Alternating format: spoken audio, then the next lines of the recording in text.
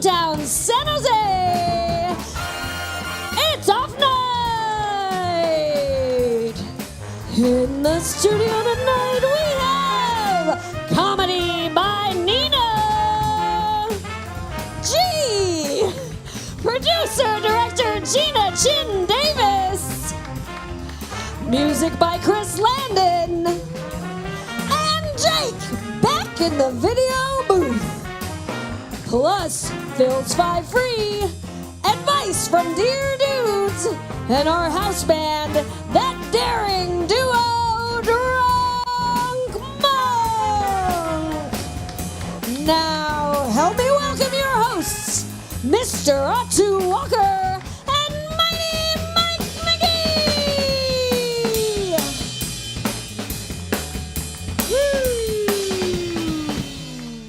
Woo! All right. Oh my goodness, folks.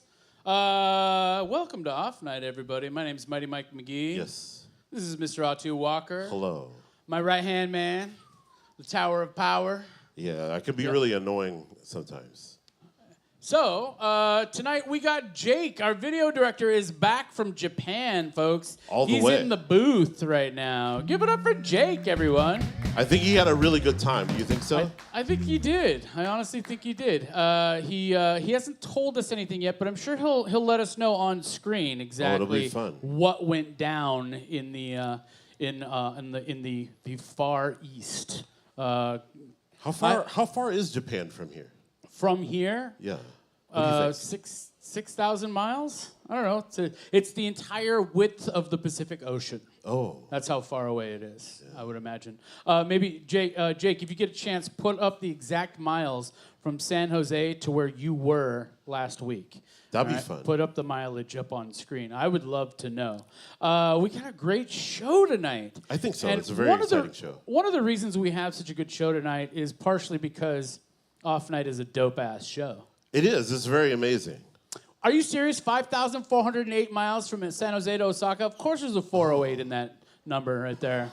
It's amazing. 100%. Yeah. Maybe fantastic. that's why I asked.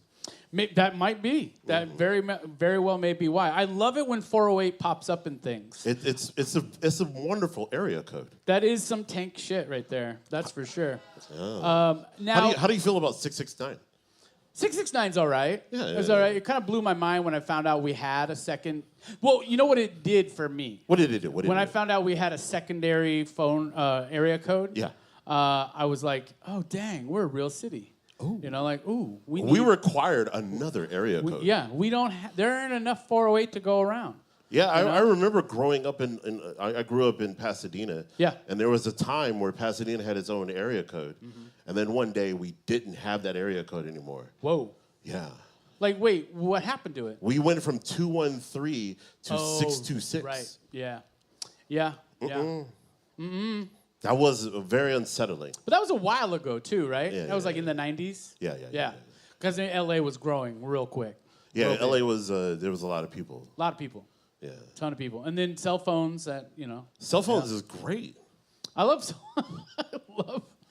my cell phone. I don't know where this conversation's going. Me neither. But we're gonna nip it in the bud, folks. Sorry, That's what we're gonna do. No, it's fine. But I just Where's we have Bud? so much. There's so much I want to get through. Today is also for Off Night. This is our 1-year anniversary show. Congratulations. Folks. Yeah, congratulations, Otto Walker. Congratulations, Drunk Monk. Thank you guys for a year of house band service. Yes. We love these guys very much. They're fun to jam with. I have to say, you guys are jam-tastic. They really are. That is what they refer to in the industry as jam-tastic. Yeah, bee's knees, as it were. Bee's knees. The knees of bees back here, folks. But I wanted to say, what kinds of changes have we gone through in a year? I've gotten married, which has been kind of like theme music for me in my life. Yeah. Pretty cool. I was there for it. You were there, and I can't thank you enough for our friendship. I really just I don't know what to do. This is like a hangout session with you, and we go through all of our emotions as friends. But we also do this show together, and I love doing shows with you, and so I I love doing Publicly, shows with you thank too. you so much. Thank you so much. I'm humbled. Yeah, and I love doing stuff with you. I do. It's just unfortunate that you're married now because that knocks out a few things that we can't do anymore. Oh, like 669? Like 669. Nicely done. Hey, Nicely done. hey, You buddy. should be very proud buddy. of yourself. You like that? You like that? Yeah. That was good. That was nice. Very nice. Folks, it's October, and Yeah. today was the first day that actually felt like autumn to me. Today was like, because we had the heat wave this weekend. It was like hot and then cold all of a sudden. Well, I wouldn't say cold, but it was like Wet and cold. it was just like overcast all day long. Yeah. There were clouds. Exactly, Jake. Exactly. There were clouds, and today was just like, oh yeah, it's October. It is October. It is October. It's October. And who here loves cheer if you love the fall? The cheer if you love autumn. The time for cuddling and snuggling and cinnamon-flavored things for no reason. That's true. That's true. Yeah, why is cinnamon such a fall winter? Because it's warm. Because it's a warm flavor. It's medicinal. Cinnamon is medicinal. It lowers your blood sugar, and it helps you survive, trauma. Yeah. According to the people that are online. What'd you do this weekend? I'm to be honest with you, Saturday was a day. I had to go home. I had to decompress my brain, my body. Yeah. I had to sleep. Yeah. Saturday was a day. Because Friday was intense? I think it was just I just started a new job. I'm like everything. I feel all over the place a little bit sometimes, and so it's like I had to take that meditative day. Yeah. Everybody needs a meditative day in my life. You just don't answer phone calls. Don't reply to your mother's texts. Just sleep. Yeah. I get it. Yeah. I want to do that right now. I don't know, you said it, and I was just like, man, that sounds real nice. Yeah, that's not the weekend I had. Yeah, it was like murder mysteries and whatnot. Weird story. So Saturday was fine. What did I do? I went to I performed at Veggie Fest for Assembly Member Osh Kalra's. Shout out Osh, man. He's doing a good work out here. Doing good stuff. So I did Veggie Fest on Saturday, and that was a lot of fun. I was there most of the afternoon, and then I vegged out at home. But yesterday, I had to go to San Francisco because a buddy of mine was getting married. Yeah. Right? He was getting married in North Beach, just around the corner from City Lights Bookstore. Yes. Which is probably my favorite spot in San Francisco. And so I took Bart up, and I got there pretty quick. It was a good BART ride. Took about an hour and a half, maybe hour and 40 minutes for me to get there. But I also walked from the BART station, and I made sort of the error of heading toward a loud group of people having a rally. I'm walking, and as I'm walking up Montgomery Street, there's a function happening in the middle of the street about 6 or 7 blocks up, and I think, well, I'll just go that way because that's the way I need to go, and I don't know any other direction to go. I should have just gone 1 block over and continued up, but I made the mistake of cutting through that crowd. You walked and realized all the way through? I walked all the way through a group of Palestinian and Israeli protesters yelling at each other. Oh. And it was one of the most intense things. And I'm going through the crowd sorry, excuse me, pardon me, sorry. And just this chubby, hairy dude, this gnome, trying to cut through a protest, a rally. There's got to be a helicopter shot of that. Oh, yeah, I'm sure there's an error. There's a drone shot. That would be the moment that you're There's a drone shot of me going against the going against the river of I'm busy. I yelling, I get what y'all going through. Bro. I have never seen more flags in my life being waved by groups of people. And I felt bad because I felt like I was in the way, but then again, they were kind of in my way. You know what I mean? So you had somewhere to be. I don't know. Siri's upset now. Right. I don't know where her allegiance lies. So, not the first time a white dude has carved a line between those groups of people. Oh, Jake, rude and true.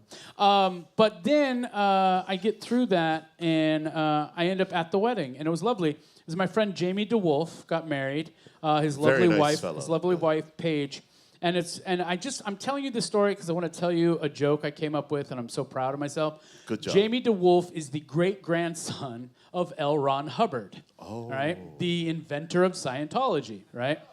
And yeah, I know. Oh, weird. And he's got poems about it. You can go online, you can Google him, and he'll tell you all about being chased by Scientologists.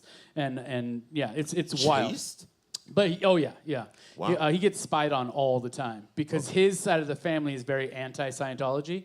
And I came up with a new term for it, Scientoiletry. Oh, good job. Pretty good, right? Yeah. That's the whole reason I told that story. So fuck you.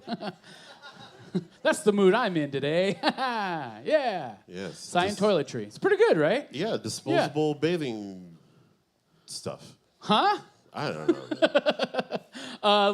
Let's move on to our first segment of this episode, folks. Great. We like to start the show off with Jake. And what he does is he puts some stuff on screen for us. He combs the news of the world, and he comes back with 3 news stories, and one he of them's tweaks forged. one of them. He tweaks one of them, and we have to figure out, as a group, which one is off. So, Jake, if you would, please. What's off with Jake? What's off with Jake? Something's off with Jake. Yeah. Two San Jose students earn perfect 108 score on AP Calculus exam out of 16 perfect scores worldwide. Wow. 2 of them from San Jose. That is, I don't know if those numbers are correct, but that is a true story. So the teacher of these students is a woman, and she has more than one of her students getting perfect scores on these AP tests. So like before these 2 students, there were other people. I believe this one is true. It's definitely true. The story is true that two of her students got perfect scores. What I don't know about is the score. I don't know about the scores. I don't know. neither. I think those scores might have been 408. Oh. All right. So I don't know. I'm not sure about that one. I can never say for sure if it's the very first one. I always got to see the rest It's of them. happened before. All right. Let's see number 2, Jake. Vandals steal tractor, destroy property at San Jose's Moorland Pumpkin Ranch, costing thousands in damages. Huh. That's where, like, that to me would be a good Smashing Pumpkins song. Oh my God. Pumpkin spice latte. That was one of the worst jokes I've ever said. Ooh, pumpkin spice larceny. I'm proud of it. Jake, did you like that? That was good, right? Oh, say that again? Pumpkin spice larceny. Ooh, nicely done. Yeah. Maybe that's what this is. Something's off with Jake and Mike and Atu with their puns. All right, number 3. Legendary 24-hour mini gourmet to reopen soon after nearly 3 years of closure. It's about fucking time. What? It's about fucking time. They better come back 24 hours. Oh, they better come back. Now they 24 weren't. hours. They weren't 24 hours for a long time. Man, there was a period of time where they were only 24 hours. I think was it Thursday, Friday, Saturday nights, or Friday, Saturday, Sunday nights, or something. Yeah. But yeah, I love that place. I'll never forget. It was the first time I ever had an open-faced tuna sandwich. And it was like, seriously, it was like they dumped 2 cans of tuna and a bunch of cheddar cheese on some bread. It was amazing. Yeah. Those guys that worked there cooked, man. I'm telling you, they were good. Yeah, they're good. Really and good. hopefully they get, They won awards for mediocre breakfast at 3 a.m. I mean, there's nothing That's like... how good it was. But that's to me, that's the epitome of San Jose right there, where a 100%. place like Mediocre Gourmet could survive and be really popular because there's nothing else to choose from. That's the first place I had the pepper plant sauce. Oh, okay. Yeah, it's the first place. Yeah. I moved to San Jose, and then I had to be out here one night, and somebody was like, hey, you want to go to Mini Gourmet? I was like, what's that?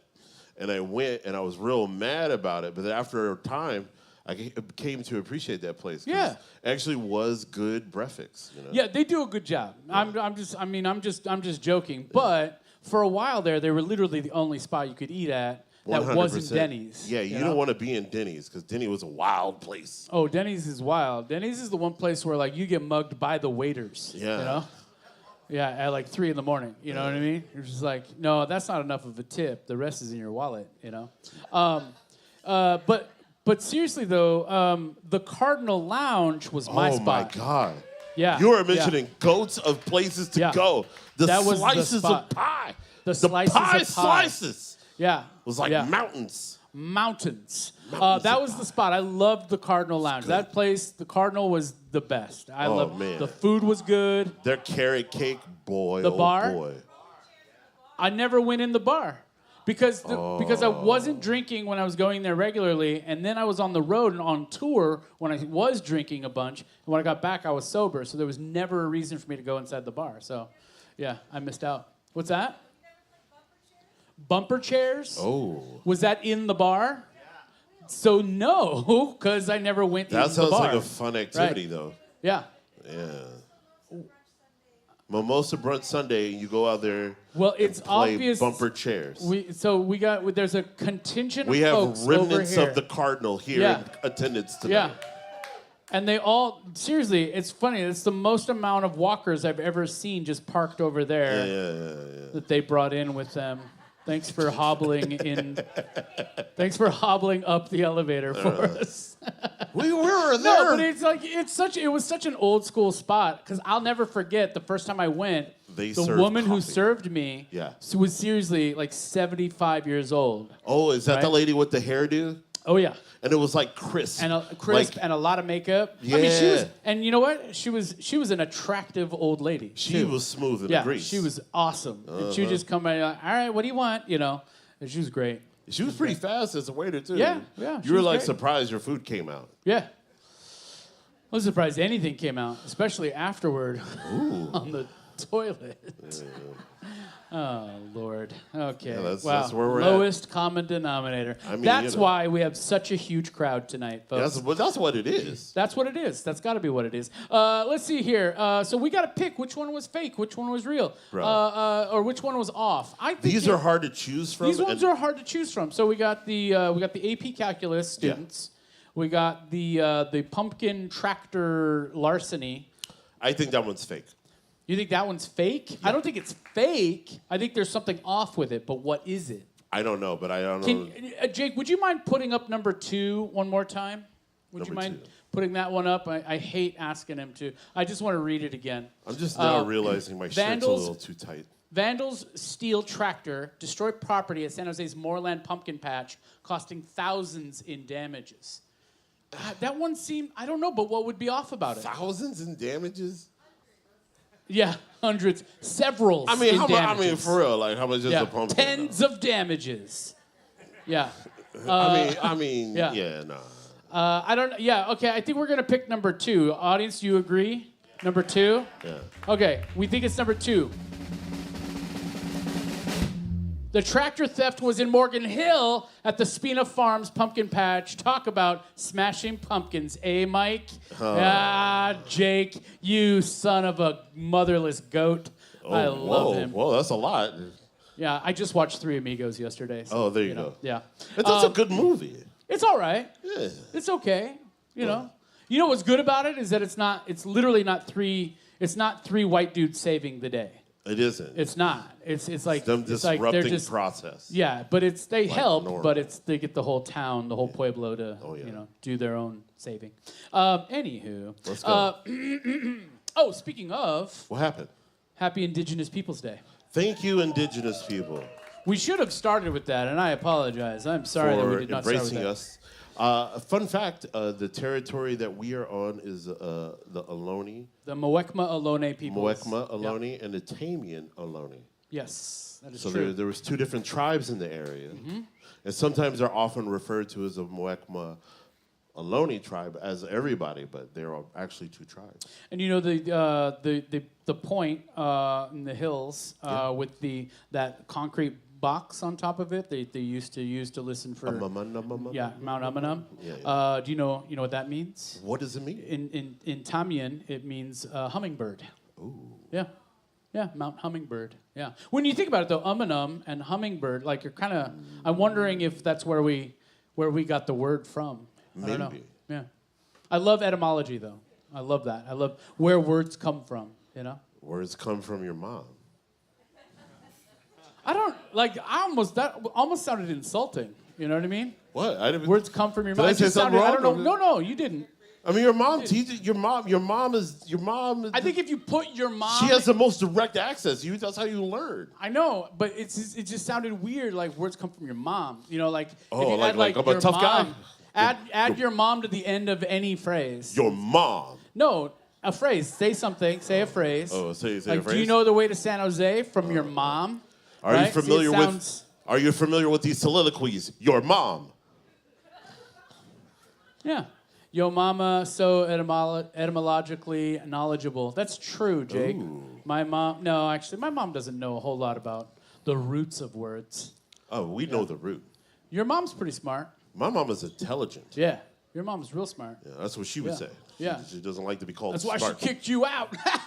Yeah, that's true. All right. Folks, I think now's a good time for us to bring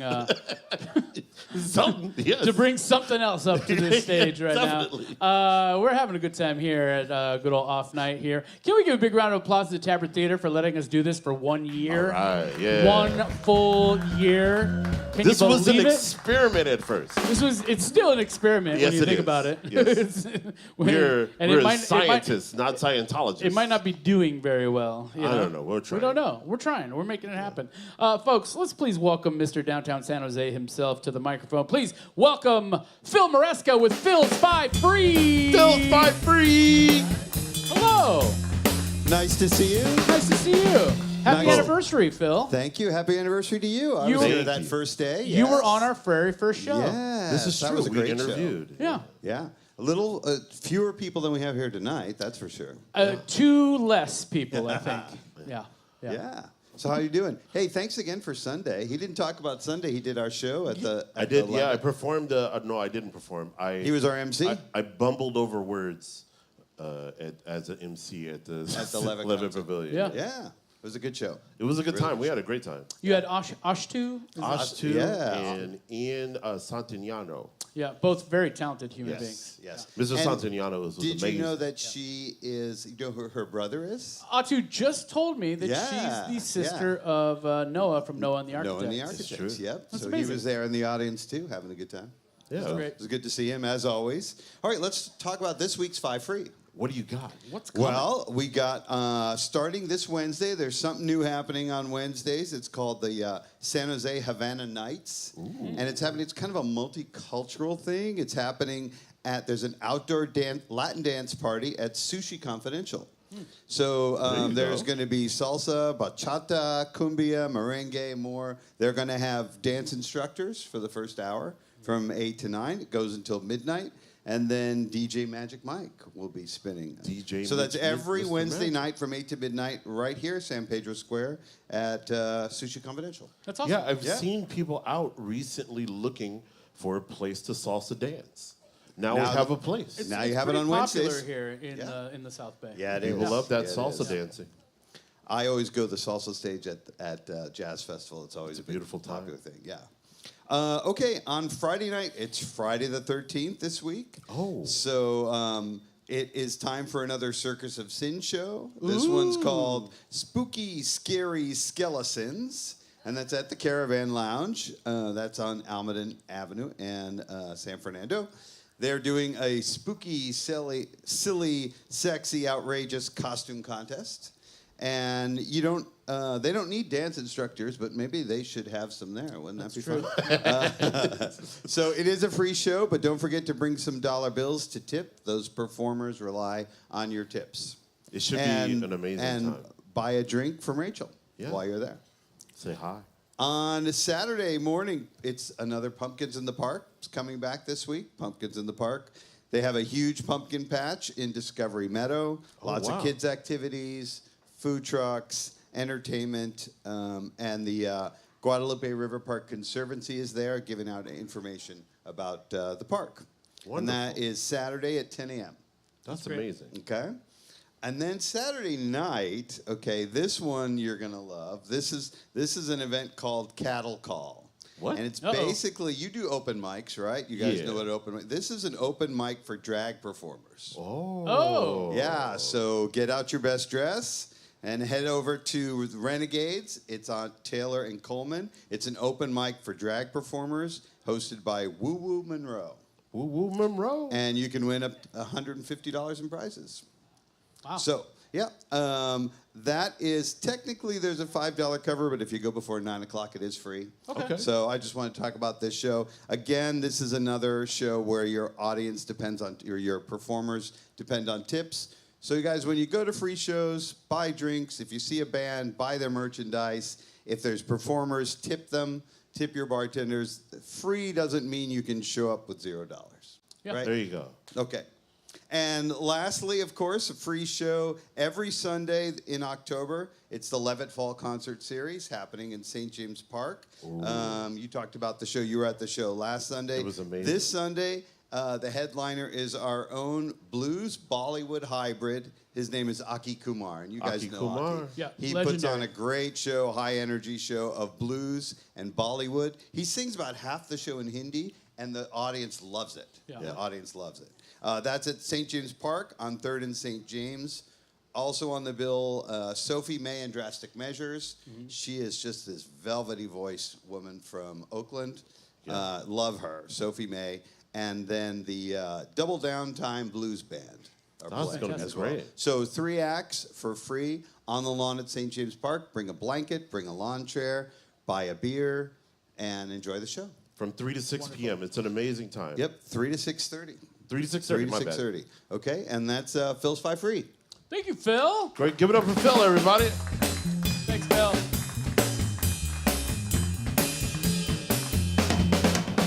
We Drunk did Monk. it. We did it. Give it up for Drunk Monk, folks. Bing, bing. Give it up for Phil Maresca as well. Bing, bing.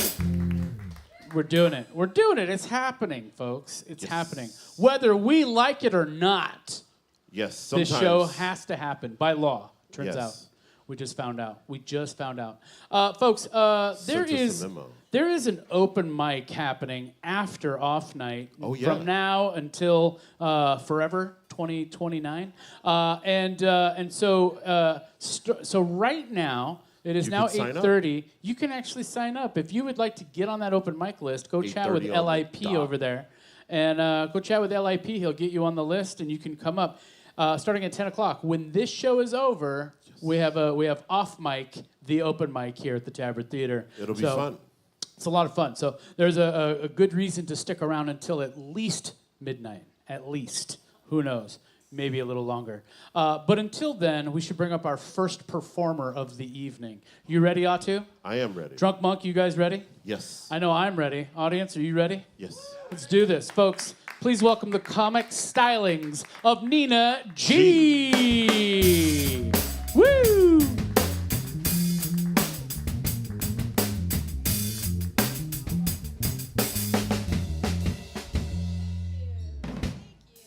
Give it up for the band and for Mike and Ott too.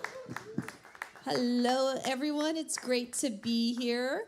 So I am the San Francisco Bay Area's only female stuttering stand-up comic. Sometimes people applaud, but that's fucking fine. That's good. No. Thank you. It's a little patronizing, but thank you. Now, and I'd love for you all to check out my YouTube channel.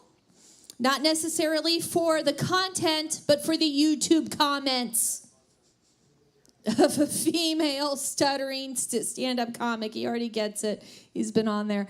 Now, a lot of the comments are stuff like, you should really try weed for that speech problem of yours. Yeah, because this would go much better if I were more paranoid. And thirsty too. No, but recently this guy saw a video of me doing stand-up, and I stuttered the heck out of it. And he commented, oh my God, a stuttering stand-up comic. This is the bravest thing I have ever seen. Stuttering stand-up comic, so brave. And I just want to say, in your face, 9/11 first responders. That's right, in your face. Because who's brave? Is it people who put their lives on the line to save others? No, it's me, stuttering dick joke teller, everybody. That's who's brave. So it is Columbus Day. and I am Italian American. And I have a lot of you too. Okay, so maybe you have family who are like this too, who are really upset that Columbus statues are coming down because people are mad about the oppression that the statues represent. So mad because Columbus is an Italian American hero. These are the same people who are also flat earthers. Can't have both, Tony. You can't have both. Gotta choose flat earth or Columbus. Yeah, thank you. No, it's great that younger people don't understand that joke because they weren't taught that Columbus discovered the world was round, which is good. I think that's progress. Fucks up my joke, but it is progress. So, yeah. Okay, so recently I did a show in Beverly Hills.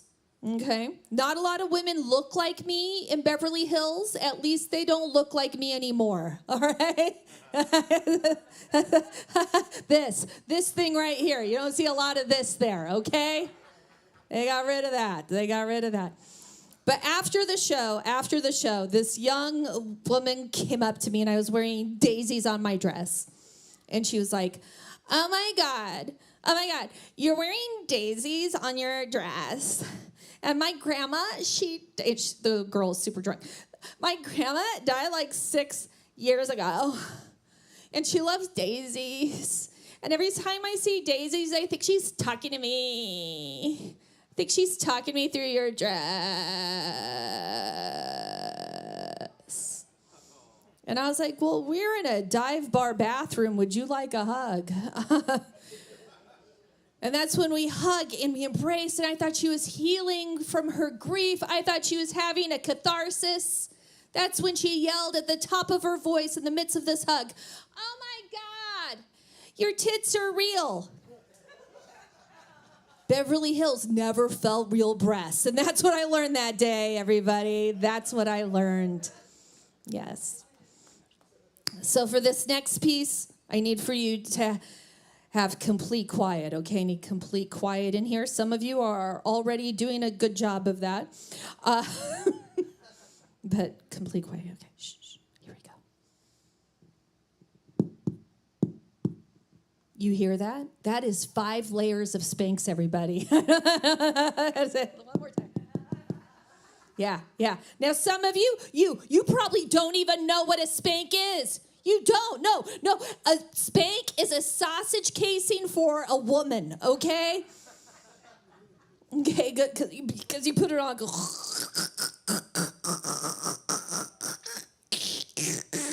That's what it sounds like when you put it on. And you know what happens at the end of the day? At the end of the day, when you take off the Spanx, all of the farts you've had the entire day mushroom cloud out. Because they've been marinating. All marinating, sir. Yeah, all day. And then poof, can affect the ozone, all right? We had that hot weekend, and now it rained. Everybody, it's because of my Spanx. I know it. So growing up, my grandma was an old school prescription drug addict, okay? So she was addicted to the opioids way before it was cool, okay? She couldn't shit before anybody. She was like OG constipated. Now, I'm the first one in my family ever to go to college, first one to go and actually finish. Thank you. So, yeah, no, these 5 people who applauded. No, too late, sir, too late. No, these 5 people who applauded, more support than most of my family gave me. So thank you. I deeply appreciate that. Yeah. And then after my undergrad, I went on to graduate school, and I got my doctorate. And my grandma, I thought she'd be so proud of me, right? Like the first one in the family to go to college and finish. And then I'm my doctorate. And I called her up and I was like, Grandma, I'm a doctor. And you know what she said first thing? Can you prescribe? for reals too, but it was wearing because she was so high. I was like, no, Grandma, I'm not that kind of doctor. I'm the kind of doctor who's $100,000 in debt makes the 13 bucks an hour. When I tell that joke in Montana, I have to say that I make $8 an hour. Yeah, San Jose gets that. Montana, they're like, oh, we could buy a house. Like, screw you, Montana, screw you. All right. So I've shared some very personal things. You guys ready for something even more personal? You ready? I need your consent, sir. You ready? Because you're in the splash zone. Okay, here we go. So I'm on my gynecologist table. Thank you. My legs, they are akimbo. She's there, she's checking me out, and she gives me the following information, which was, you have a rather long vagina. And when she said it, I knew it was true because her voice softly echoed. It echoed. No. It's beautiful. It's like a Gregorian chanting in my pussy. Now, I want to be very clear, everybody. Not a big vagina, not a big vagina. A long vagina. Long vagina. She knows the difference. Yes, a long vagina. It's not like a 6-lane bus terminal. No. No, it's like a single car lane tunnel. That weaves through a Swiss Alp and then empties into an Italian villa. That's right, because as an Italian-American woman, I do believe my entertainment center, that's what I call this, the entertainment center, that it is an Italian villa because of the sweet smells, the multiple olive branches, and the fermentation. Enjoy your beer or your wine, sir. Enjoy your wine. Salute. Yeah, thank you. No. But we all know it's not that. We all know it's not that. It's not an Italian villa. It's more of an Olive Garden in a strip mall in Hayward. That's all it is. So I'm asked a lot of weird questions about my speech, and I want to get those out of the way, especially since we have an interview. So I'm asked a lot of weird things. And one of the things I'm oftentimes asked is, do I stutter when I orgasm? Oh my gosh, is right. My follow-up question is always, which lips are you talking about? There's four, sir. The other thing I'm asked, and this is by men ask me this, and I can say whatever, right, Atu? I probably should have said that. Ask that? Okay. So the other thing I'm asked, and this is by men. Men ask me, what is the impact of stuttering on oral sex? So take that in for a second, if you will. Because men think there's like an extra vibration. You know, like an extra...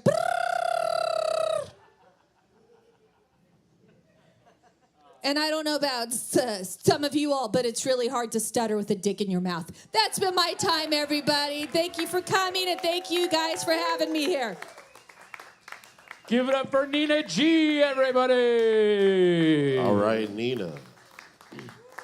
All right. Go ahead and have a seat right about here. Okay, I'll let you guys fix that up. Okay, cool. Cool. Done deal. And let's go ahead and set these like All that right. there. Boom, All boom. right.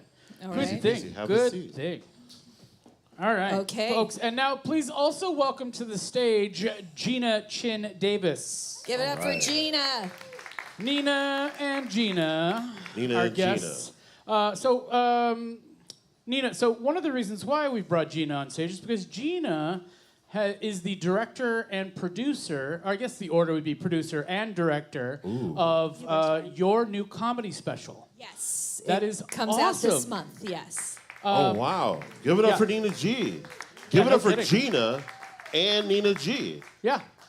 Yeah, that's pretty fantastic. How long was the process of putting that comedy special together? Yeah. Well, Nina asked me to produce and direct the film in a hotel in Jamestown, New York, about 1 year ago. Oh, So wow. we started Guess the that ball was. rolling then. Okay. Oh wow! Yeah. And what was the connection? What made you decide that you wanted Gina to be the director and producer? Well, because she's my friend of like 20 years. Oh, no, more No? like 15. 15 years? But that's okay, fine. almost 20 years. And she Numbers. also stutters. She also has a background in documentary film making. And I don't trust fluent people. Oh. And so that is why I wanted a woman who stutters to be the director of the film.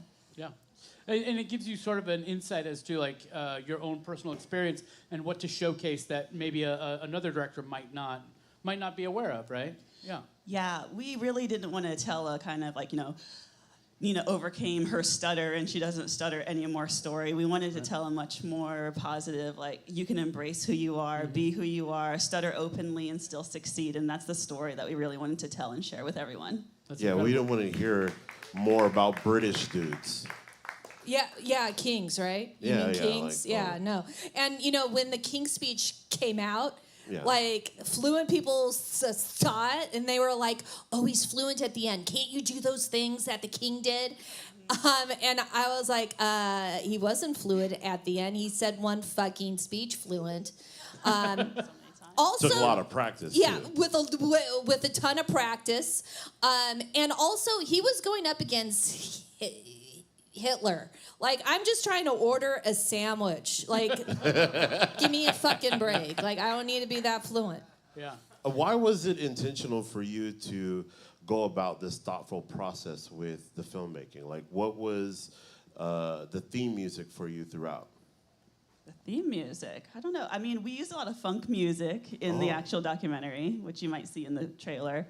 But really, it was just about someone giving them a chance to share their voice and really stepping back and like letting that pretty much unfold. And we wanted to show behind the scenes of Nina's life too. So it's not just a comedy special. It's also like we have, cutaways to like little vignettes and documentary style archival footage where we talk about her journey about when she didn't think that she could become a stand-up comedian as a kid because she stuttered, but she overcame that belief, and that's part of the arc of the story. Wonderful. And so when did you guys begin the process of putting together this? I guess right before March. Yeah, it was March 9th. She had a performance at the Alameda Comedy Club. She was recording a comedy album, and we decided to film those two shows that night. So that's what you see in the film is that Wonderful. evening's performance. And we do have the trailer. We're gonna go ahead and show that trailer, Jake. Is this an exclusive? Is it a world premiere? Well, I mean, it's also on. It's on YouTube and YouTube. Facebook and LinkedIn but sure, Yeah. world Yeah. premiere Total right now. debut. I Saved want it to for believe you. that. a world premiere right here. Jake, go ahead whenever you're ready, my friend.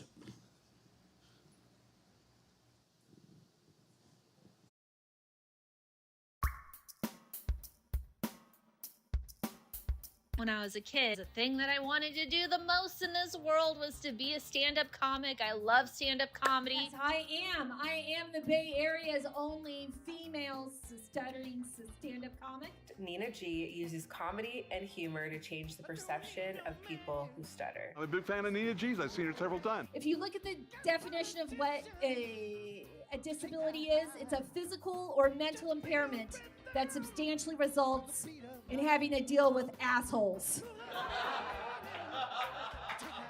She's magic, and when she's on stage, she just exudes that I confidence. was once introduced to a guy, asked me my name, stuttered on it just a teeny tiny bit, and he said, "Is that Nina with but 5 N's?" And that's when I responded with, "No, that's Nina with two N's." And I did this. First of all, there's not enough women in comedy. It's me, stuttering dick joke teller. She's had an interesting life journey, and what she talks about is real. And a lot of these comics get up there, and they're telling absurd jokes. She's talking about stuff that's real. I'm especially happy to be here in Alameda with all of you because you're not Berkeley. They are so politically correct that they were afraid to laugh at the disabled person. I know it takes audiences a while to get used to my speech. In the beginning, I cared about that time. I care less about that time now. A lot of times people think that I'm fake stuttering, like it's for the comedic effect. If I was faking it, I'd be the Meryl Streep of stuttering. I think the main challenge isn't stuttering, it's to be funny. For any comedian. For any comedian, and for me, it's the same way. I delivered those words and those stutters because that is the punchline, and that was a stuttering triple axel. I just want you to all know that. Yes! Yes! I will stutter through it. Yes!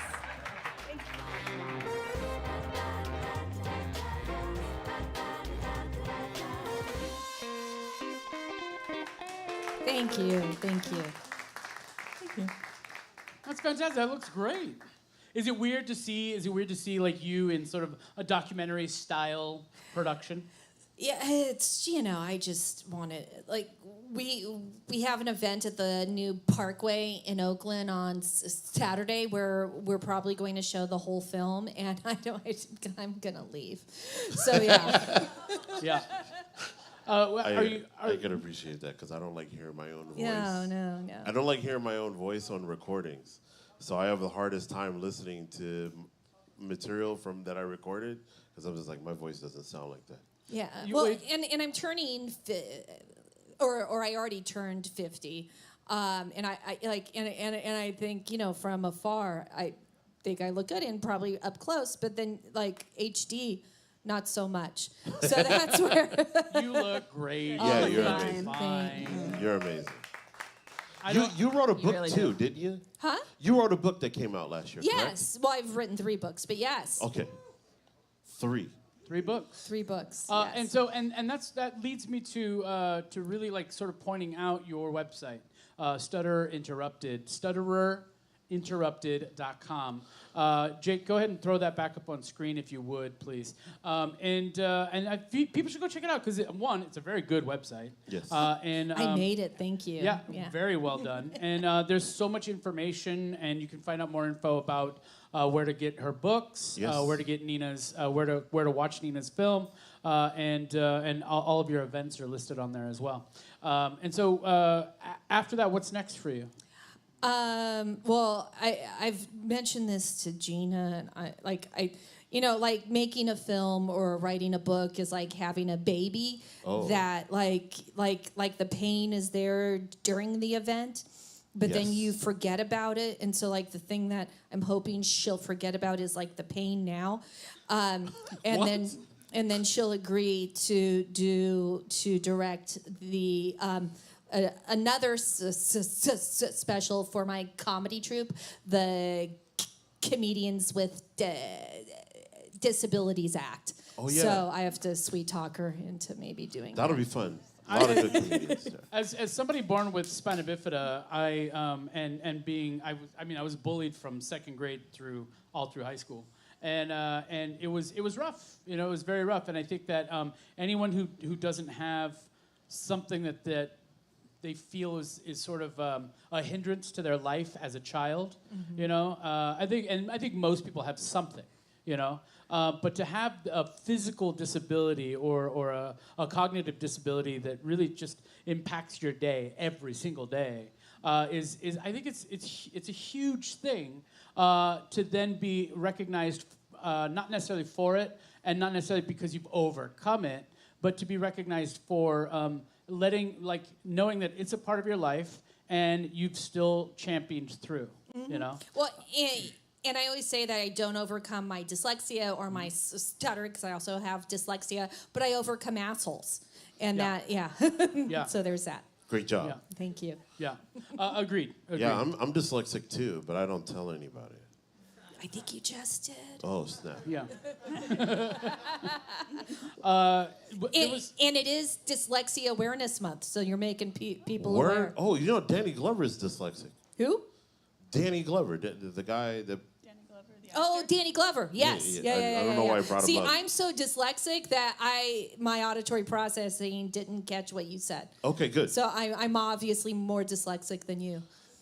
If this is a dyslexic pissing contest. Dang. Okay. I didn't know it was that, and I'm happy to walk away from competition. Can I end this with a joke? Go for it. A dyslexic walks into a bra. Whoa. Yeah. Always like that one. I thank you so much for doing what you do, Nina and Gina. Thank you so much for really getting this project off the ground. Yeah, thank you, Gina. Thank you. I think you guys have something really wonderful there, and I look forward to seeing it. Yeah. How will people watch it if they're not at the event on Saturday? We are planning to get it up on streaming services, Amazon first, so Amazon Prime, followed by more. We'll be announcing it on our social media, so follow us and follow Nina's website. Yeah, for sure. For the journey. That's great. Awesome. Congratulations to you Thank you both. so much. Thank you guys. Thank you, all of you. Folks, please give it up for Nina and Gina. Nina and Gina. Woo!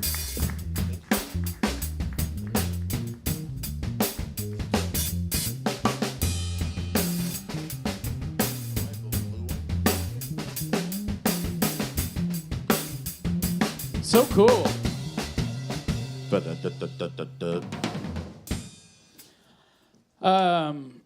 Thank you, Drunk Mug. Give it up for Nina and Gina again, everybody. Oh, I like saying give it up. you do like saying give it up. I realize Yeah. that it's like a part of my nomenclature. Oh, I have your whole spiel memorized. Oh. I do. I gotta. So someone Yeah. recently told me I gotta change it up. Yeah, I did. Only. Well, I mean, but that's the thing, right? As a host, as an MC, Yeah. you sort of get into the habit of saying certain things, right? Yeah. You know, like, all right, next up, folks, please. You know, I've gotten into the habit of always saying, ladies, gentlemen, and others. Right? Ladies and gentlemen. Right?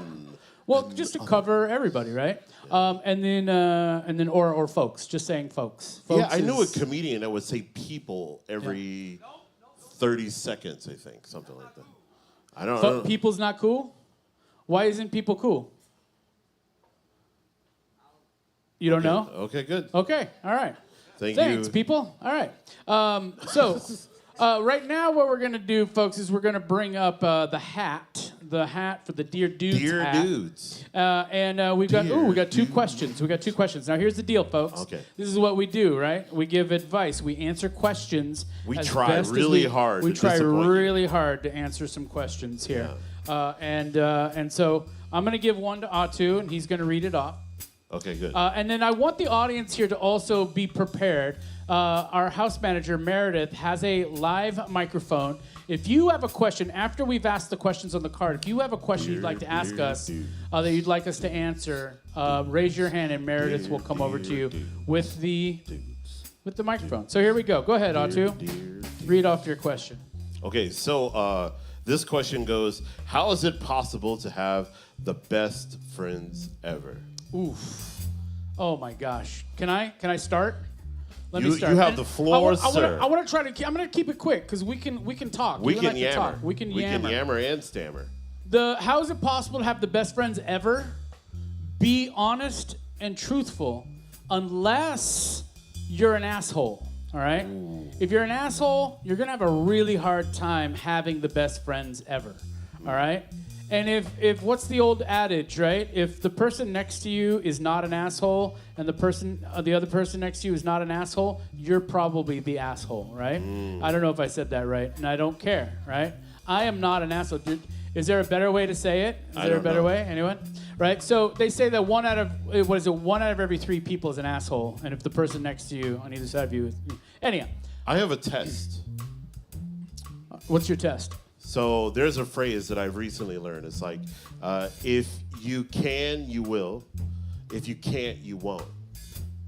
And I'll ask sometimes people this question, like, how do they feel like about those words? And I like to be around people who don't believe in can't. I want to be around people that want to try all the time. So that's my measurement for, like, if somebody I could be friends with, and then from there, like, I'm an evidence-based person. And I like to show up for people, and And sometimes friendship isn't about words, it's about deeds and commitment. Because sometimes your words don't always match, like, who you are. It's action and behavior, right? Yeah. And so for me, when I think of all of my best friends, I love all of them. I love them, and I tell them on a daily basis, or at least whenever I see them, how much I love them. And if I can't see them and we talk on the phone, I tell them that I love them because it's true, and I want them to know that I love them. I tell Atu all the time, you know, Every day. I love him because he's one of my best friends, right? We're family. After every phone call. We're family, right? Yeah. And so I think that's the thing for me is like your best friends they're becoming your family. And if you feel that way, then you clearly you're doing it right, you know? I mean, and then you're going to have multiple best friends in your life. So, like, I don't think there is this ideology. There's no monogamy in friends, I feel like. Mm-hmm. Like, you don't need to be, like, singularly focused on, this is my only best friend. You could have multiple best friends. You could have That's a great way to put it. Best friends that you only see once a year, but your conversation that you had the last time you saw them never ended. You know what I mean? You could be going. You could take them out to eat and not see them for 6 months, but you know they're solid in their fucking shit and they got their shit handled. And you know you could be good friends with them. It's there's all different types of levels of friends. Yeah. We talked a lot about this. We did. So I hope that answers your question. Yeah. And if you need best friends in your life, and Atu and I seem like we could be the right types of folks to be that best friend, just come talk to us. Now, next question. The other question from the hat is, how do I become as funny and charming as you two gents? Well, wow. Keep using the phrase gents. Yeah. All right. No, Atu, I know. thoughts? To be honest with you, like, I've given up on trying to please people, and then people seem to like me more. I don't know what it is. I really don't. I've given up on trying to, like, be friends with people, and all of a sudden I have more friends. Like, I don't... Be nice. No. I'm a... you know be what nice. it is? What it really is like, I think I've stayed true to being honest with myself in front of others. So I think it helps. Because I try not to lie. I try not to, like, dissuade people from a certain opinion about me. Like, I try and put things in action. So... I am a grumpy person when I'm not around a lot of people. Atu has seen some of my grumpiest behavior. He saw it tonight, you know? And, like, I can be grumpy, but I really try to keep that from the people that I don't necessarily trust yet, you know? And I mean that because I don't want to come out as that it's towards anyone else. I'm a grumpy person just because it's in my genetics to be a grumpy person, right? It's passed on from countless folks. I have some of that grumpy stuff, too. But I think I'm definitely a grumpier person than you are. You are a pretty easygoing guy. Yeah, my anti-grumpiness is medically induced. So what I do is I really try to... Being a nice person is your first path towards being charming. Every day. Right? And being funny it either comes naturally or it doesn't. So look around you. If you make people laugh on a consistent basis, then you're probably a funny person. No one can train you to be funny. You can be trained in terms of timing, I guess, but you can't really go to school for comedy. Some people have gone to school for comedy, and sometimes it works for them because they're already a funny person. Yeah. It's just a matter of figuring out that timing. Or right? how to write. Because sometimes it's important to learn how to write. Absolutely. Yeah. But in terms of being charming, I don't know. Like, you know, it sort of comes to you when it comes to you. I don't know how you would teach somebody how to be charming. I think it came from survival.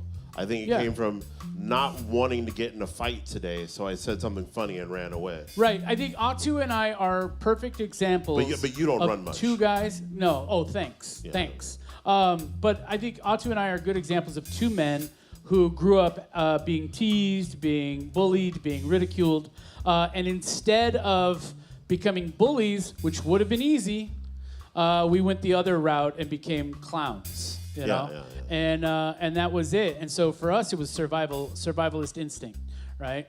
And it worked out for us because I think people eventually, especially as young adults, late teens and early adults, we started surrounding ourselves with people who are more loving and more caring and could see that in us, you know. And so you want to be charming and funny, surround yourself with other charming and funny people. That will help a lot. Any other questions? Any other questions? We got one up front right here. Uh-oh. All right, Meredith is bringing the microphone. What's your name? My name's Lux. Hi, Lux. Lux, give it up for Lux, everybody. Yeah. We'll save time by not giving it up for everybody. All right, so Lux, what is your question? So recently I told somebody that I'm in love with them. Ooh. They're not upset, but they don't reciprocate yet. Ooh. Okay. You said yet. But the question is how do I know when it's the right time to tell somebody that I'm in love with them? Have I done the wrong thing? No. There is no right time. There's no such thing as the right time. There's only the moment that when you need to tell it, when you need to say it to someone. So you told them when it felt right to you, right? Yeah. That's the right time for you. You can't always predict what the other person is going through or how they're feeling and how prepared they are to hear that. And I said this, I think, last week, too. I told someone the same thing a few years ago, but I didn't tell them I was in love with them, but I told them that I had very strong feelings for them, and I was ready for either response, rejection or mutual feelings, you know. I'm glad you gave it a shot. Yes, I'm glad you gave it a shot too. And were you at the moment, at that time or now, prepared for either response? Because I think that's the hard thing, right? Yeah, I think you were prepared. I think I was prepared, and I told them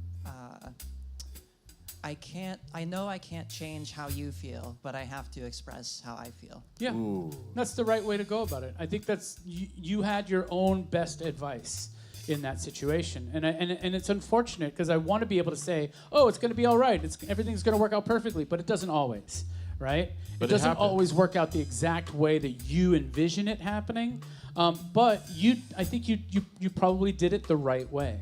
You know, and then it comes down to sort of, I think, giving them space and letting them sort of mull it over and think about it, right? But honestly, I think you'll know your answer whether or not they ever, I mean, if they don't respond to you, obviously, then you know your answer, right? But I think you've said what you can say, and I always worry about people trying to win someone over, and I don't know, has anybody in here successfully ever won someone over never works. By bugging them until they love them, you know? Like, it just doesn't happen. It doesn't really work. Yeah, but come on, you know, like, whatever. I mean, I don't know. I feel like, I'm going to tell you the truth. I feel I've been through a lot of that unrequited, that yearning for this particular person, and then, like, doing the mistake of trying to keep that person in my life because of this desire that I had for them. And, you know, it never really worked out because they always saw me as like a needy or like a problem, I feel like. Or a brother or a cousin or like, you're not. You're a homie. You're not accessible to me because, you know, I don't know, whatever reason they came up with. So I don't know. Don't take it as rejection because you made the right choice. And I would encourage everyone to invest in all their situations and then find out what happens. Like, why not? I don't want to be with someone who's doesn't want to be with me, you know? And that, to me, that's the first marker of like, oh, okay, I can relieve myself of this feeling because it's not being reciprocated. If it's not being reciprocated, then I need to let it go, because it's just gonna make me feel bad in the end, and I don't want to feel bad. I want to feel good knowing that I have good feelings for a good person, and if they can't give that back to me, that's okay. I can't control how people feel about me, and I wouldn't want to control that. I would want it to be as real as possible. I have a very good movie recommendation for this time period in your life, and it's a Sisterhood of Traveling Pants. I find that one great to deal with these situations. I've never seen it. It's great. It's amazing. Okay. It's very cute. It's not like over the top. It's enough. You know what I mean? it's a good situation. Thank you. I don't know. Thank you, Lux. Anybody else? Anybody else got a question? Yeah. Any other questions? Okay. Oh, we got one over here. One more. One more question. This will be our last question for Dear Dudes. Dear Dudes. Sisterhood of the Chris Traveling also Pants has a plus a question. pint of ice cream can solve pretty much any emotional turmoil. It's true. That is probably true.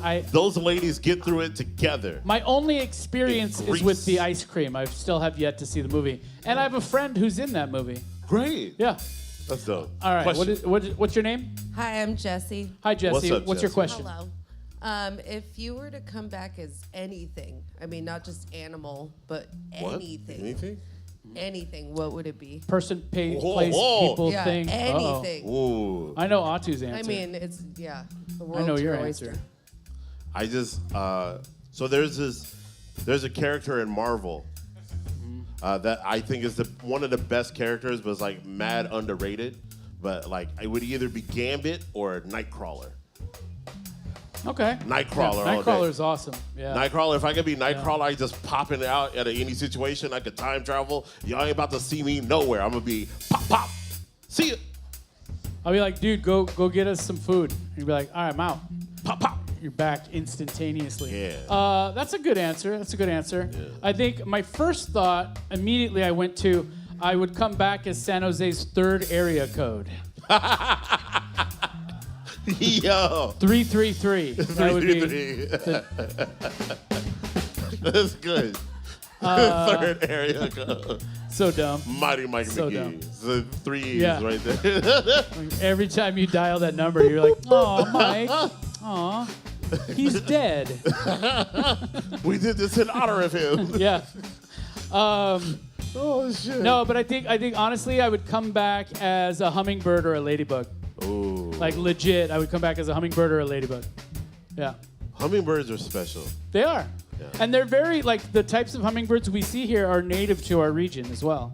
So it's like when you see a hummingbird, you're seeing something that's been around here for a very long time. Yeah. I think, is that it? All right. That's all of our questions? Oh, wait, you have something else? You have a follow-up question? All right. All What right, would last you want to one. be? That's my question. Yeah. Okay. I want to come back as a tree, Oh. like by a lake far, far away from people. Yeah. There you go. That's One of 'em. understandable. Next one is, this is for research purposes. What animal are you? What animal are we? Are we? Yeah. I mean, I think it's safe to say that I'm a brown bear and he's a black bear. I'm half grizzly, really. Yeah, Okay. that's fair. That's I fair. was gonna guess No, Those are some unpredictable traits. No, do you have an animal? Do you have like a... Because lately I've definitely been feeling marmot. I am a marmot. Oh, Yeah. marmot. Marmots are they're like fat squirrels. Some days I feel like a platypus. You know, some days I feel like a platypus. Just like odd man out, usually just like mucking a buck, you know. Yeah. And then other days I feel like an elephant. Yeah.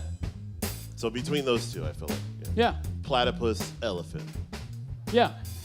I can dig it. All right. Platypus. That's Dear Dudes, folks. Give it up for those questions.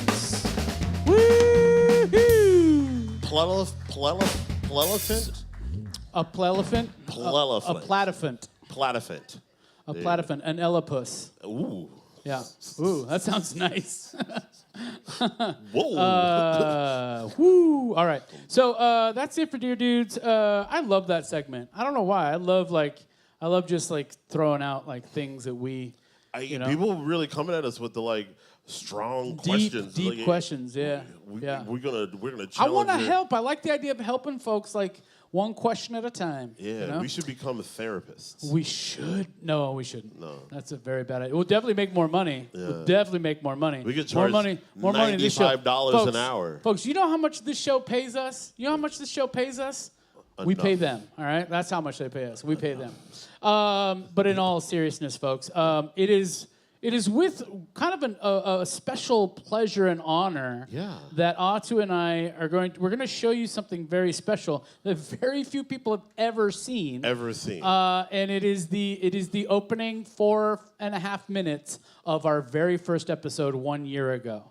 And so if Jake would play the very beginning of episode 1 so you can see how similar and how much it has changed in 1 year. I don't know. even I'm know. excited. I I've don't never even know seen what's it. gonna I've happen never right seen now. it, so I don't even remember We what haven't we did. seen this footage. Stephanie says it's the parts of it are pretty funny. So we're just gonna watch. I hope parts are funny. I hope parts are funny too. So Jake, whenever you're ready, and our logo was different. Everything was different. We had a desk.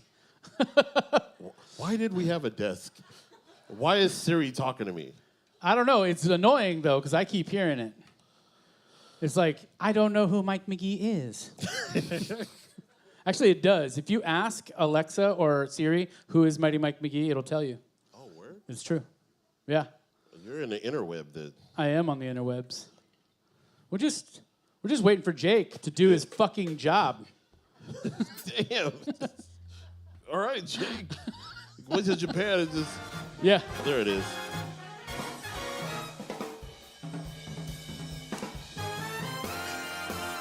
Live from the Tabard Theatre in beautiful downtown San Jose, it's Off Night.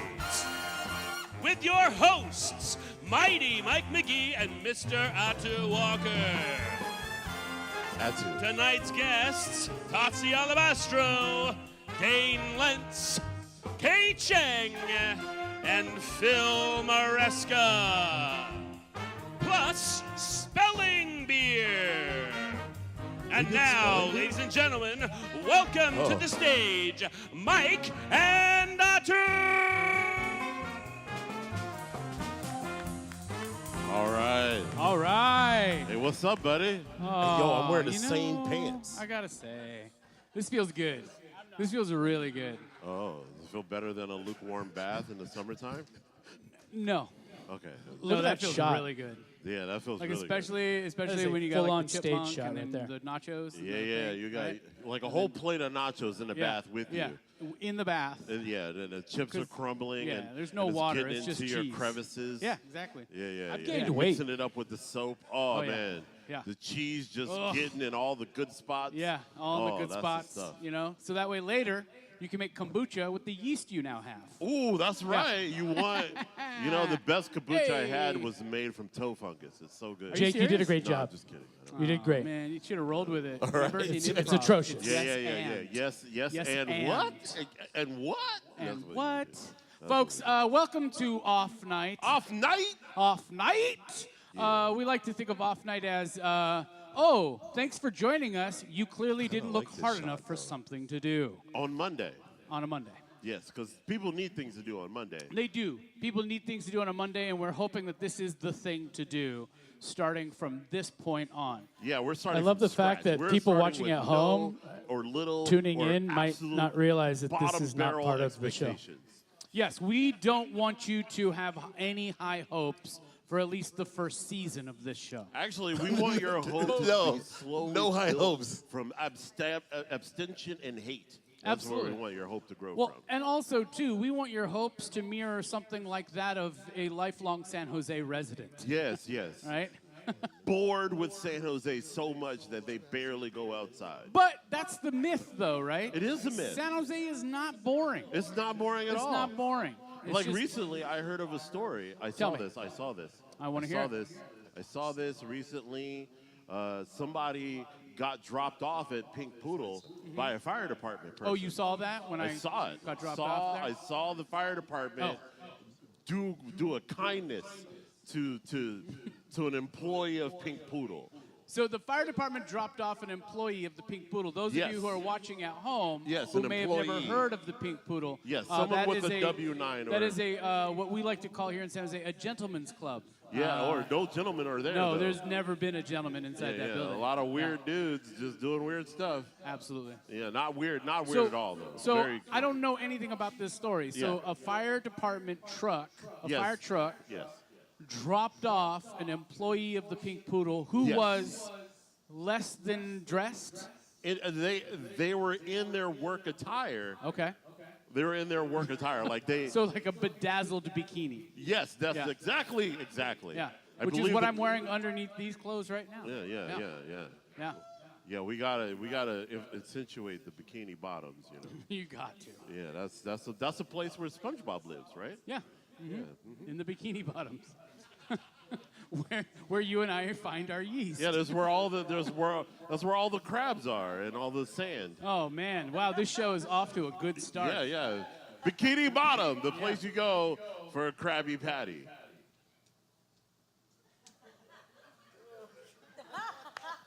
What was that? Oh my God. Oh my God. It cut to me and I didn't notice anything different other than an extra 15 pounds. I love that Atu was rocking the Kung Fu Vampire shirt and now we've had him on the show. Honestly, super sick. Yeah, definitely super sick. I gotta say, there are nights where, like, because we do this every Monday, there are nights where I don't necessarily want to be here. Atu doesn't necessarily want to be here because we have lives to live. But then by the time we get 30 minutes in, even 15 minutes in, I'm like, man, I'm glad we do this. You know? You know what? It's so much fun. I do backflips in my mind up here, and I don't get sweaty, so it's awesome. Okay, all right. Mr. Not getting sweaty while he's sweating. That's funny. That's good. I have an exorbitant layer, you know. You have an Nina G absorbent is layer. not the only person wearing Spanx up in his bitch. Oh, I'm still wearing that bedazzled bikini too, underneath this costume of mine. I do wear a lot of the same clothes over and over and over again. I love the idea of having like a wardrobe that is just easy to look at and go, I'm gonna wear that because I wear it all the time. We got to get you in a Basquiat t-shirt. A Basquiat t-shirt. That's just the most random thing. I need to find you a suit that looks like you're wearing mayonnaise. Jean-Michel. Yeah. We should bring on our next guest. So, actually, before I say that, to those of you watching at home, if you've watched on a regular basis, thank you so much. We really appreciate you tuning in. Thank you so much. Hello, Vancouver. Our loyal viewers. We love you, and we appreciate you. Please and tell everyone on appreciate Reddit about us. Everyone in this room, we'd like to give you a round of applause for joining us on a semi-regular basis. Thank you. And a big round of applause for Drunk Monk.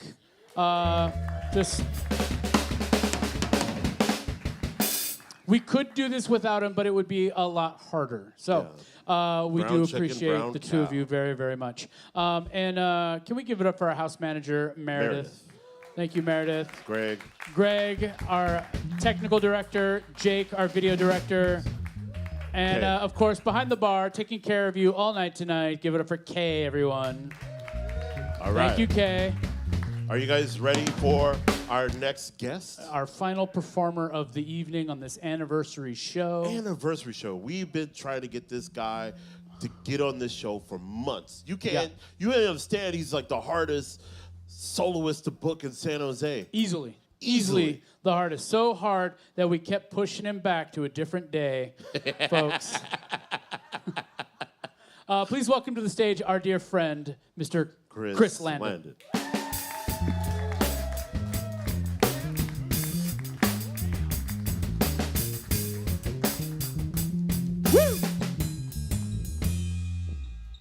Push me back. I don't care. I don't even care. I'm trying to play. Is this the happy anniversary, you guys? This is amazing. You're amazing. This song is it's called Common Ground. It's about finding some common ground with somebody you don't have much. You think you don't have much common ground, but it turns out you do.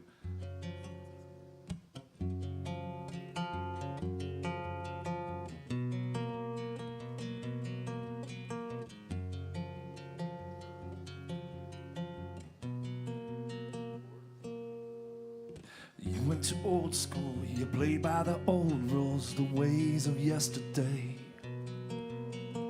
My road was different, I'm a little ambivalent, just think another way.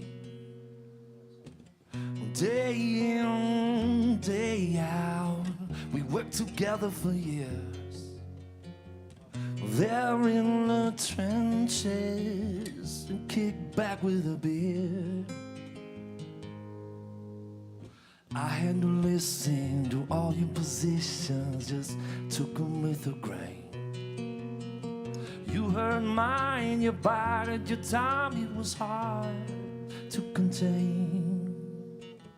Day in, day out, we worked together for years. there in the trenches and kick back with a beer or two. Some common ground can turn it around. Some common ground can always be found. Some common ground, yeah, can turn it around. Some common ground, yeah, can always be found.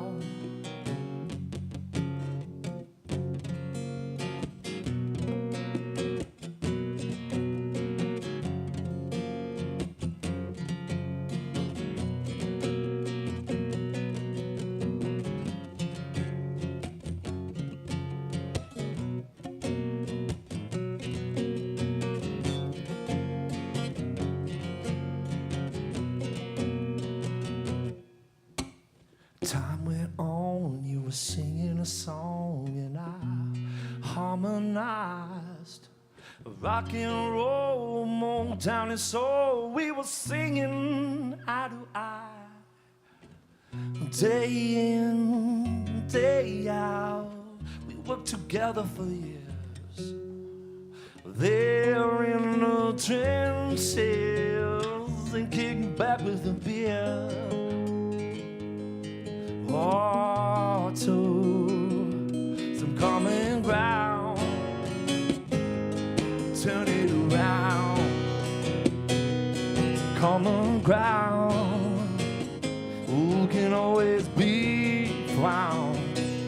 Some common ground, yeah, can turn it around. Some common ground can always be.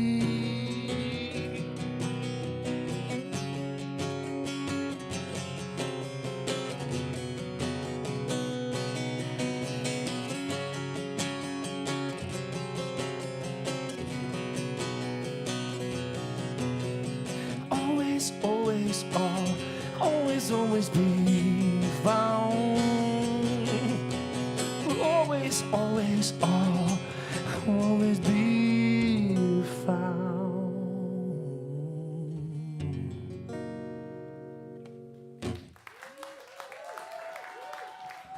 That was about my buddy Mike. I worked with him at Original Joe's, and we didn't see eye to eye politically, I think, but he was a DJ and I was a musician, and the music, as soon as we found that common ground, it was on. And he left us, he passed away, but till his dying day, he was trying to help me with future stuff. So find the common ground, right? Especially in times when we're kind of like split, you know what I mean?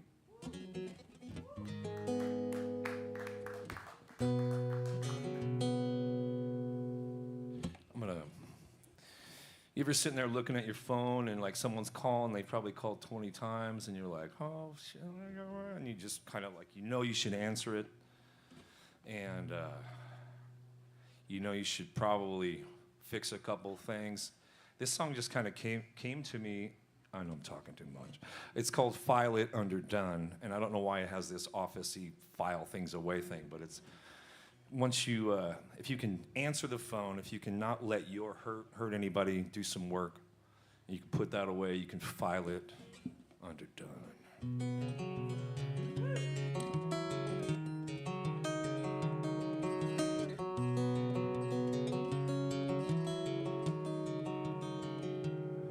I'm done crying on your shoulder. I put my tears away, lock them in a folder. File it underdone, file it away from the sun. Lock away my fears one by one. Don't let your hurt no one. You got to tell your little one to make that call, let your truth be said. Nobody needs to be misled, no, no. File it underdone. fighting under dawn,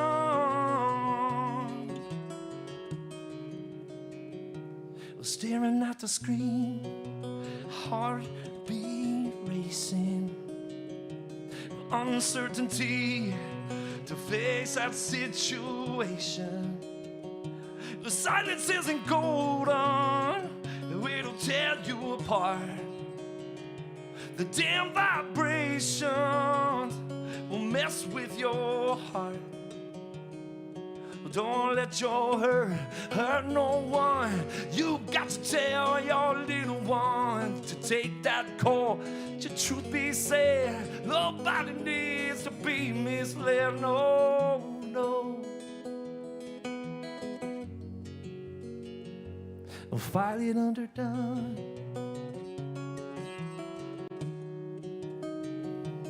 Fight it underdone. Fight it underdone. Fight it underdone.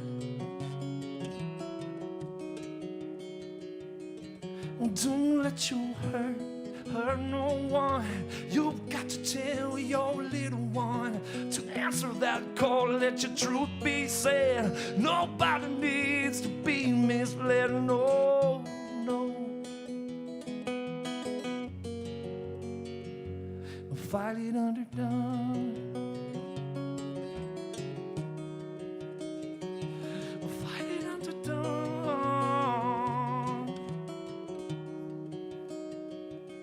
Fight it underdone.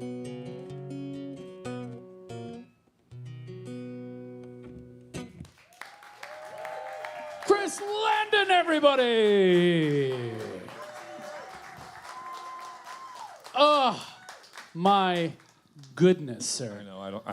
I was trying to keep it upbeat, but I'm like, nah, you got. No, dude, what do you mean? That was fantastic. You're a sweet man. You What? have Yeah, got sweet. you've Need a got. shot? Can I get a shot? Is that a thing? You have a You need a velvety shot. soul. You need a shot right now. Is that what you're saying? Or you want LFMIO to play? Say that again. Shot. LFMAO, the whatever that. Yeah. No. It's LFM, whatever that. Yeah. Anyhow, Chris Landon, you are a phenomenal singer. Yeah.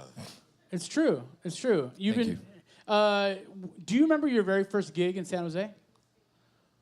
Yeah, I was in a band called Shovelhead with Steve Caballero. Shovelhead? Shovelhead.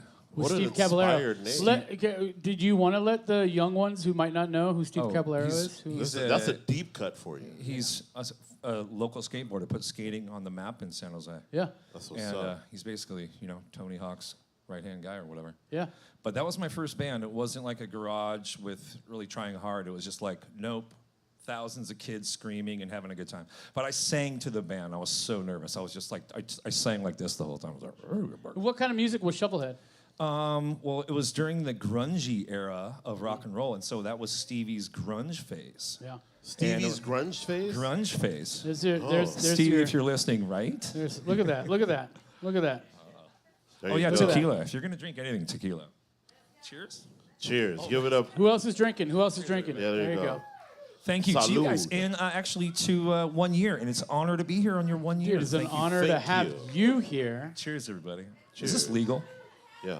Yeah. You're in a bar. There you go. Amazing. So, yeah. Really cool experience. First show. Yeah. Yeah. No kidding. Yeah. And then when did you finally get that vibe of I can not only look at the crowd but like engage? I'm scared shitless right now. Really? I'm backstage. I don't even know what I'm doing. I wouldn't have known. I would have known. I don't think anybody else would have either. Because I think. But would you say that playing the music, actually playing, changes it for you? You know what I mean? Does it make you? Do you feel less nervous when you're in the middle of the song? When you're in the middle of playing? Are you aware of the fact that there's? What? I've been on a stage my whole life, and I've been nervous every single second of it. It's Okay. very weird. Okay. All right. Every That's fucking fair. single second. That's fair. That's fair. Yeah. That's Now I heard a story that there's something special about this guitar. yeah, we heard This of it. is this was my dad's guitar from 1975. And I brought it to California. Oh, I acquired it in California. I'm from Ohio originally, and my friends used to love it. I just thought it was a piece of crap. There was a chip in there forever, so it was like this weird. It had this weird mystique. Like a Dorito? No, it was a Cane's potato chip. It's from the Midwest. Yeah. But but I used it as a bongo guitar with like 3 strings. The neck is broke. And a friend of mine, Tomek Makawiak, kind of glued it for me. Tomek is the shit. And one day I was just like, I may have been stoned, I don't know. I decided to string it up like this bone or whatever. That's a spoon right there, a plastic spoon. Oh. These are banjo pegs right here. And I mean, Yeah. I strung it up. No, it is seriously like such a Franken guitar. Oh, wow. It's Franken guitar. Yeah, like, oh, Franken okay. guitar. It's Franken guitar. But then I played it, and it brought back so many memories, and I'm pretty sure I cried when I played it because it sounded magical to me. Yeah. And I have a lot of really nice guitars, but I'm giving this guitar its respect by playing it live. That's amazing. Oh. Yeah. Yeah. Every guitar has a good Thank story. you. Love you, Dad. Every guitar has a good story. Beat the shit out of this guitar. It Well, was yeah, in but the that's- rafters. But it's a symbiotic relationship, though, right? Yeah. It does something for it gives you magic, and you give it magic. It And just you're able to requires a give different us kind. beauty from it. Yeah, it really sounds gorgeous. You really know what you're doing when you're playing that thing. Yeah. Thank you. It's like you're making love to it. Right? Oh, well, that's a lot. Yeah. Well, it's not a lot. It's Is just it? It's just a little. It's just fingering. It's just right? it's enough. Yeah. There's some dexterity to it. Yeah. Yeah, definitely. What's your next gig? Where are you playing next? I'm actually playing a memorial. The next gig is a memorial. I've been playing like weddings and funerals. I just played Sofa. And thank you for having me at Oh, Sofa. yeah, that was a lot of fun. That was we great. had you at Sofa Festival, yeah. Amazing. Shout out Yep. Phil. Shout out Phil. Yeah. We love Phil. And Phil you remember leave that, already? do you remember that friend in, I'm sorry, the Dear Dudes question where what's it, the best friends, how do you do the best friends? Yeah. He took the question wrong. Oh. Because it said, what's it like to have the question was, what's it like to have the best friends in the world? And that was how did I get so lucky to have the best friends in the world? Oh. And a lot of these people. So I it didn't- wasn't. hold on. It I have it wasn't right like. here. I'm dyslexic. I'm sorry. Oh, that's not I it. should have No, reworded here. it. Here, let me see. Can I Let me see reword? this. Let me How's see it this. possible How to is it have- possible to have the best friends ever? How is it that even sounded possible like that to sounded have like the they were best friends? requesting instructions, right? How is it possible to have the best friends ever? I I thought think the way to we wanted to ask give that question the would be manual. it would just be why is it that I have the best friends ever? Yes, why? And I'll tell you why. Because you're a fucking giver. You know what I mean? Seriously. butter and jelly. You surround yourself with awesome people, incredible people, and everyone who knows you that I know loves you. They do. They absolutely do. It's absolutely true. You're one You're a of the very generous young man. There's never been a moment where I've been like, or every moment where I've been like, busy, stressed out, whatever, and I run into you, I know those wash away. They do. They wash away. Those feelings wash away, and I'm just so stoked to see you. Yeah. You know, and I'm really honored that you came to play for us tonight. Yeah. I have similar feelings. Yeah. Thanks for pushing me back. Yeah. Oh. No, tonight was the right night for it. Tonight really was the right night for it. And you're gonna play 2 more songs for us? I think so. Yeah. Yeah. Well, we're so grateful for having you here. Thank you so much. Thanks for having me. I appreciate Let's put his handle back up on the screen. Those who aren't already following. Check out Chris Landon. Yeah, check him out and follow him on the Instagram, and there you can find the rest of his website where you can get his music and stuff like that. I just added the E, so it's Chris Landon. Done. Yeah, there you go. Boom, boom. Crash Landon, sorry. Yeah. I've got some YouTube stuff. I do some comedy stuff. I got some YouTube, and then there's one more. SoundCloud. Some kind of rare home recordings and stuff like that. Yeah. Check it out. Yeah, you got to put some stuff on wax, homie. Right? I got it. I got it out there. Yeah. Get a press, home press it. Folks, please give it up one more time Chris Landon. for Chris Landon. You can turn that off for a sec. Seriously, thanks for coming out, everybody. This is amazing. The Tabard Theatre is incredible. A lot of people don't know about this, weirdly enough. And the off-mic thing, that's incredible. Fat lip? No, lip. I'm sorry. I'm sorry. LIP. It's not Fat Lab. Oh, okay. You're doing great.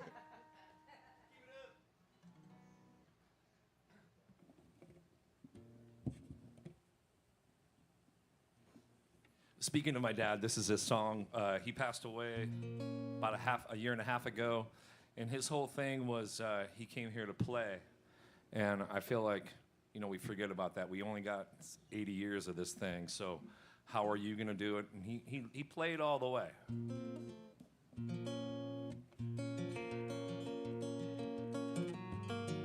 What are you doing?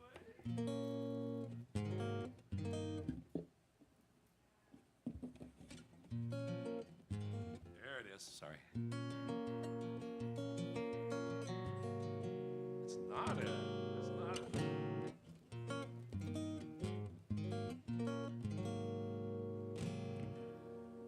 You're missing a string on the capo. Hey, I can't do that. Hey, capos are. There it is. Sorry, you guys. It's my first day. Amber hates capos. Sorry. She's like, ha.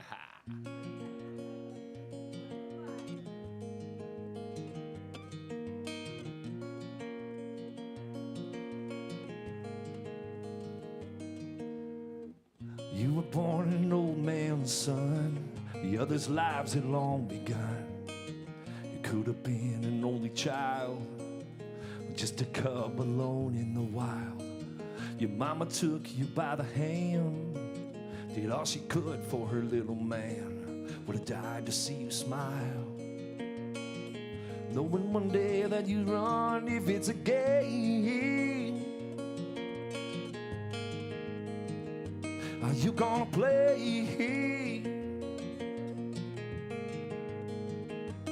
if it's a game? Are you gonna play?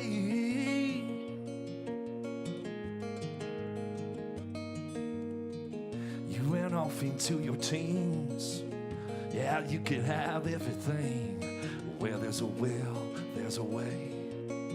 Speeding down that road again, skilled in the art of bad boy charm. You got the girl underneath your arm. You ran from the law, made a gang of your own. You found yourself a nice home. If it's a game, are you gonna play? If it's a game, are you gonna play?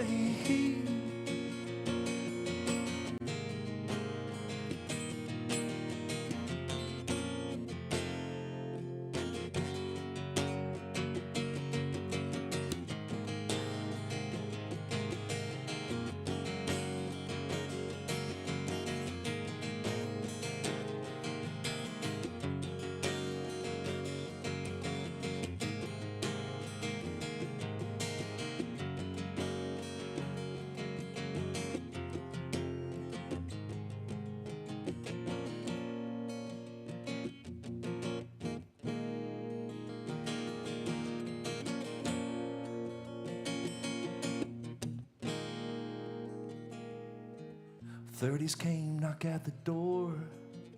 It's opportunity. Do you want more? Come out west to the Golden State. Make your mark, don't hesitate. You got work and sights to see. The redwoods and Yosemite. There's a dream for everyone. And the Santa Cruz setting sun. If it's a game,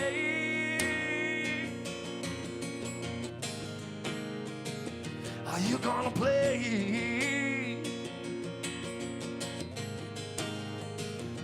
If it's a game,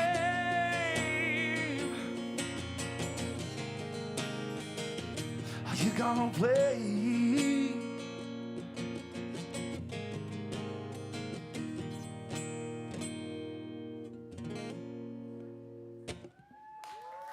Yeah, cheers. Gang, you're awesome. You guys want to hear a country song by chance? playing a little ping pong, hanging at the summer crib, drinking an ice cold beverage, but something is amiss. Well, gotta put on some music, but don't know where to begin. Well, you put on some country band, and out came a big old grin. Oh, if country is what you like, then country is what you get. Well, I can't guarantee the twang, but I take a stab at it. Here's a little country song, a little ditty just for you. I sure hope you like it, by golly girl, I do.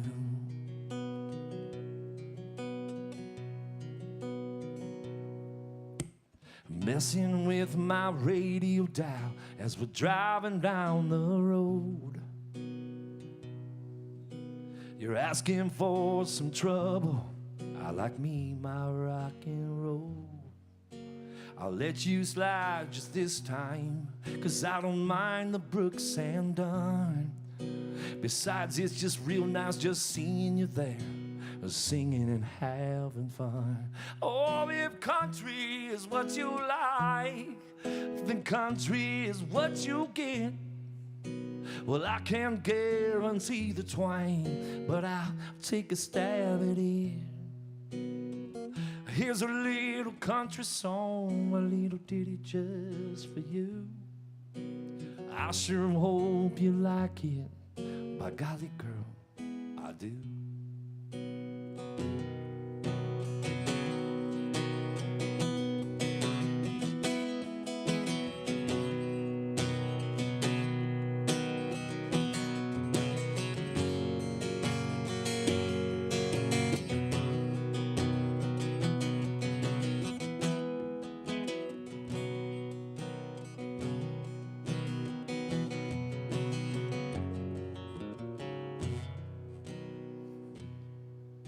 Well, I don't drive a pickup. I've never worn Wrangler jeans. I never donned a Stetson. I don't care for pork and beans. I may not be a cowboy. I never roped a steer. I've never been to Memphis or driven a John Deere. Oh, if country is what you like, the country is what you get. I can't guarantee the twang, but I'll take a stab at it. Here's a little country song, a little ditty just for you. I sure hope you like it, by golly girl, I do. Here's a little country song, a little ditty just for you. I sure hope you like it, by golly girl, I do.